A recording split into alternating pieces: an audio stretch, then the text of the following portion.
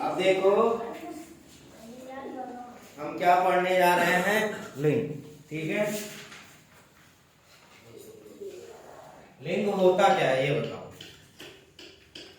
जब हम देखो पृथ्वी पर अपने दो ही जातियां होती हैं, कौन कौन सी? स्त्री और पुरुष, जिसको हम लोग पुल्लिंग या स्त्रीलिंग बोलते हैं। दो ही जाति के अलावा कोई जाति नहीं होती है। एक आता है नपुंसक लिंग, लेकिन उसको हम कंसीडरेशन में नहीं करेंगे। हम सिर्फ उसको लेंगे, दो लिंग लेंगे, कौन कौन से? पुरुष और स्त्री। ठीक है, चाहे वो किसी भी चीज का होता हो, जरूरी नहीं है कि सिर्फ हम ही लोगों में, ठीक है, सिर्फ इंसानों में होता है, वो जानवरों में भी होता है, ठीक है, निर्जीव चीजों में भी होता है, वस्तुओं में भी होता है, और स्थानों के नामों पे भी होता है। ठीक है, अगर जो हम गंगा की बात करें तो गंगा कौन सा शब्द होगा? स्त्री। ठीक है, पहाड़ की बात करें तो वो कौन सा होगा? पुरुष। ठीक है, तो उसी तरीके से हम कुर्सी की बात करें, स्त्री। लकड़ी की बात करें तो स्त्री। ठीक है, पेड़ की बात करें तो पुरुष। ठीक है, आम की बात करें तो पुरुष। ठीक है, चलो मिठाई पे आ जाते हैं। जलेबी की बात करें तो तो ऐसे ही हर चीज में जो है तुम्हारे बिना स्त्री पुरुष के विभाजन के कोई संज्ञा शब्द होता ही नहीं है। हम संज्ञा पढ़े हैं, संज्ञा पढ़े हैं ना। संज्ञा का परिभाषा क्या है? किसी व्यक्ति, वस्तु, स्थान, वस्तु या भाव के नाम को क्या कहते हैं? संज्ञा कहते हैं। उसमें एक वर्ड और जोड़ दो। जिन संज्ञा शब्दों से स्त्री या पुरुष होने का बोध होता है उसे क्या कहते हैं? लिंग कहते हैं। ठीक है, रहेगा संज्ञा ही, रहेगा संज्ञा ही, लेकिन उसमें हम लिंग निकालेंगे कैसे? जैसे राम खाना खा रहा है, राम खाना खा रहा है, तो राम क्या हो गया? पुल्लिंग। अब बोलू सीता खेल रही है, तो सीता क्या हो गई? स्त्री। तो ऐसे ही हम क्या करेंगे, लिंग में क्या करते हैं हम, जो संज्ञा शब्द होता है, ठीक है, संज्ञा शब्द मतलब क्या हो गया?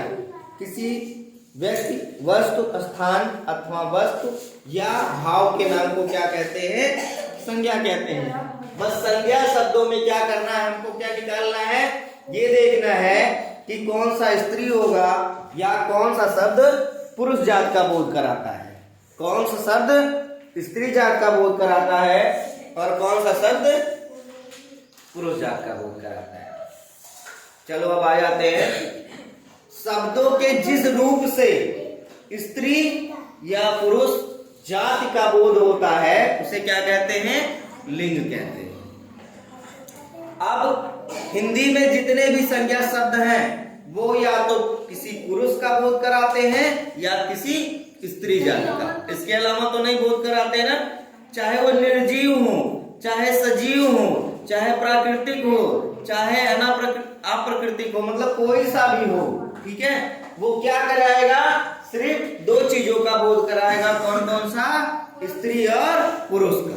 ठीक है, जैसे यहां पे देखो लिखा हुआ है माली पौधा लगा रहा है। माली क्या हुआ? माली मतलब समझते हो, जो फूलों का रख रखाव करता है। फूल पौधे होते हैं ना, पौधे होते हैं, पौधों में फूल लगते हैं, उनका क्या करता है? काट कटाव करता है, पानी डालता है, उसको भौंकता है, गोड़ता है, सब कुछ करता है ना, उसको क्या कहते हैं? माली कहते हैं। और यहाँ पे लिखा हुआ है मालिन माला बना रही है। तो माली का अगर जो मैं पूछूं कि पुल्लिंग है माली, तो स्त्रीलिंग क्या होगा? मालिन। अब देखो यहाँ पे तो पुल्लिंग का बोध हो रहा था, लेकिन यहाँ पे स्त्रीलिंग का। ठीक है, अब देखो पिताजी अखबार पढ़ रहे हैं और माताजी क्या बना रही हैं? चाय बना रही हैं। तो पिताजी यहाँ पर क्या हो गए? पिताजी किस जात का बोध कराते हैं? पुरुष। और माताजी स्त्री जात का। ऐसे ही लड़का गेंद से खेल रहा है, लड़की रस्सी कूद रही है, तो लड़का किस जात का बोध कराएगा और लड़की स्त्री जाति का। क्लियर है सबको? ठीक है। हमको हिंदी व्याकरण एकदम समझ लो दिमाग में होना चाहिए। जैसे हमसे कोई पूछा नहीं, हमने तुरंत उसका आंसर दे देना है, तब माना जाएगा कि हमको हिंदी व्याकरण आता है। ठीक है। तो यहाँ दो टर्म लिखे हुए हैं, एक पुरुष जाति का और एक स्त्री जाति का। मतलब जस्ट सपोज लो उल्टा, क्या उल्टा, एक तरीके से उल्टा तो ही हुआ, माली का मालिन, पिताजी का माताजी, लड़का का लड़की, यही तो हम लोग पढ़ते हैं विलोम शब्द में, पढ़ते हैं ना। तो जस्ट इसका उल्टा क्या हो गया, पुरुष पुल्लिंग का स्त्रीलिंग। अब लिंग के भेद कितने होते हैं? लिंग के भेद भी दो ही होते हैं। कौन कौन से? पुल्लिंग और स्त्रीलिंग। इंग्लिश में इसको मैस्कुलिन और फेमिनिन जेंडर कहते हैं। पुल्लिंग को मैस्कुलिन जेंडर और स्त्रीलिंग को फेमिनिन जेंडर बोलते हैं। अब पुल्लिंग क्या होता है? पुरुष या नर जाति का बोध कराने वाले शब्द को क्या कहते हैं? पुल्लिंग कहते हैं। ठीक है। तो जैसे हमें पता चलता होगा कि पुरुष में किस किस चीज का बोध होता है, जो संज्ञा शब्द होते हैं उसी से पता चल जाता है ना। जैसे बालक हो गया, पिता हो गया, चाचा, मामा, बढ़ई, मित्र, चांद, सूरज, आकाश, पहाड़, ये सब क्या हो गए? पुल्लिंग हो गए। ठीक है। अब बालक की बात करेंगे भाई तो पुल्लिंग ही होगा, लेकिन उसी की जगह पे बालिका हो तो, बालक है तो पुल्लिंग है, बालिका हो गई तो। अब पिता है, पिता की जगह माता जी आ गई तो, चाचा है, चाचा की जगह चाची आ गई तो, मामा है, मामा की जगह मामी आ गई तो स्त्रीलिंग। ठीक है। तो ये हमें कुछ भी नहीं इसमें याद करना है, कुछ भी नहीं पढ़ना है, बस इतना जानना है कि पुल्लिंग मतलब क्या होता है? पुरुष, और स्त्रीलिंग मतलब क्या होता है? स्त्री।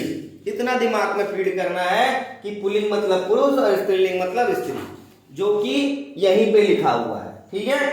अब हम जब बात करेंगे पुल्लिंग का, तो पुल्लिंग मतलब होता है कि पुरुष या नर जात का बोध कराए, वही पुल्लिंग होता है, और जो स्त्री या मादा जात का बोध कराता हो वो क्या कहलाएगा?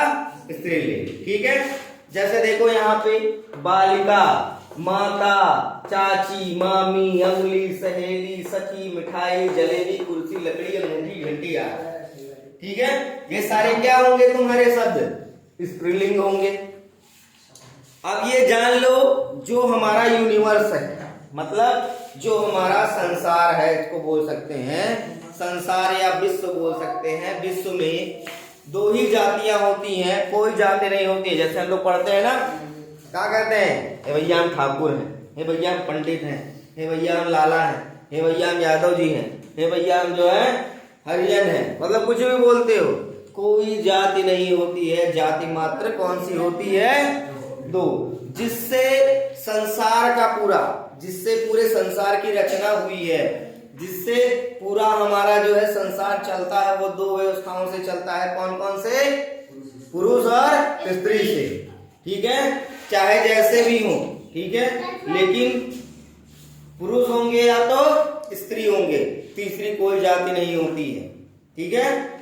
तो हमने क्या सीखा आज? लिंग। लिंग में क्या सीखा कि जिस शब्दों में, जिस संज्ञा शब्दों में स्त्री या पुरुष जाति का बोध होता है उसे क्या कहते हैं? लिंग कहते हैं। ठीक है। लिंग के भेद देख लिया, ये याद रहेगा सबको? क्लियर है सबको? कोई दिक्कत? ठीक है।